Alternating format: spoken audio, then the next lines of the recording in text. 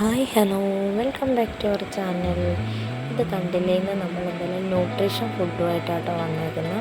ഇതെൻ്റെ അമ്പൂന് ഇളയാൾക്ക് അംഗൻവാടിയിൽ നിന്ന് കിട്ടുന്ന അമൃതം പൊടിയാണ് കേട്ടോ. ആ പൊടി കൊണ്ട് ഞാൻ നേരത്തെയൊക്കെ എൻ്റെ മൂത്ത കുട്ടിക്ക് കിട്ടുന്ന അനുസരിച്ച് ഞാൻ എല്ലാ സ്നാക്സും ഉണ്ടാക്കുമായിരുന്നു കേട്ടോ.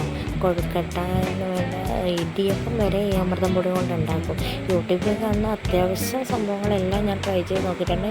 ഇപ്പം എനിക്കതിന് ടൈമൊന്നും കിട്ടാറില്ല. എന്നാലും ഞാൻ കുഞ്ഞുങ്ങൾക്ക് ന്യൂട്രീഷൻ ഫുഡ് ഉണ്ടാക്കി കൊടുക്കാമെന്ന് വിചാരിച്ചു. അപ്പോൾ നമ്മുടെ അമൃതം പൊടി കൊണ്ട് അവലൂസ് പൊടിയാട്ടോ ഉണ്ടാക്കുന്നത്.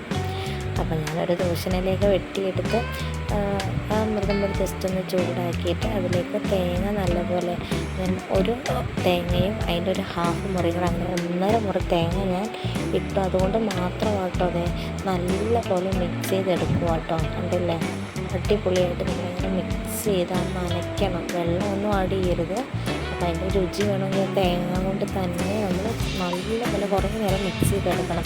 ഓക്കെ, എന്തായാലും നമ്മുടെ പാത്രം അതിലേക്ക് വറുക്കാനുള്ള പാത്രം വെച്ചു. അതെന്തായാലും ചൂടായി വന്നു. അപ്പോഴേക്കും അതും കൂടെ മിക്സ് ചെയ്ത് പിന്നെയാണ് അടുത്ത കടന്ന് ഇളക്കൽ. ഇത് സാധാരണ നമ്മൾ അരിമാവും അരിപ്പൊടി കൊണ്ട് അവലൂസ് ഉണ്ടാക്കുന്ന അത്രയും വേഗമൊന്നും വേണ്ട. എന്നാലും അടുക്കി പിടിച്ചിങ്ങനെ കരിഞ്ഞു പോകാത്ത രീതിയിൽ നല്ലപോലെ നമ്മളിങ്ങനെ ഇളക്കി കൊടുക്കണം കേട്ടോ. ആ ഇളക്കിലിരിക്കും അതിൻ്റെ പാകം. അപ്പോൾ എന്തായാലും ഞാൻ ഇതിനോട് ഇച്ചിരി ചുക്കുപൊടി മിക്സ് ചെയ്ത് കൊടുത്തു കേട്ടോ, ഒരു ഫ്ലേവറിന് വേണ്ടിയിട്ടാണ്. പിന്നെ ഏലക്ക, ജീരകം ഇത് പൊടിച്ചിട്ട് സൂപ്പർ ടേസ്റ്റാട്ടോ. അവലൂസിന് എന്തായാലും മെയിനായിട്ടുള്ള ഇൻഗ്രീഡിയൻ്റാണ് ഏലക്കയും ജീരകവും. അപ്പോൾ എന്തായാലും നല്ലപോലെ മിക്സ് ചെയ്തിനി അത് പാകം മൂത്ത് വരെ അടിപൊളിയായിട്ട് നമ്മൾ കൈ വിടാതെ ഇളക്കിക്കൊണ്ടിരിക്കും. അങ്ങോട്ടും ഇങ്ങോട്ടും മാറി ഇത് കരിഞ്ഞു പോകും കേട്ടോ, പൊടി അടിക്ക് പിടിക്കും. എന്നാലും ഒരുമാതിരി ഹാഫ് കുക്കായിട്ടുണ്ട്. അടിപൊളിയായിട്ട് ഞാൻ ഇളക്കി നല്ലൊരു ബ്രൗൺ കളർ വരും വരെ ഞാൻ ഇളക്കി.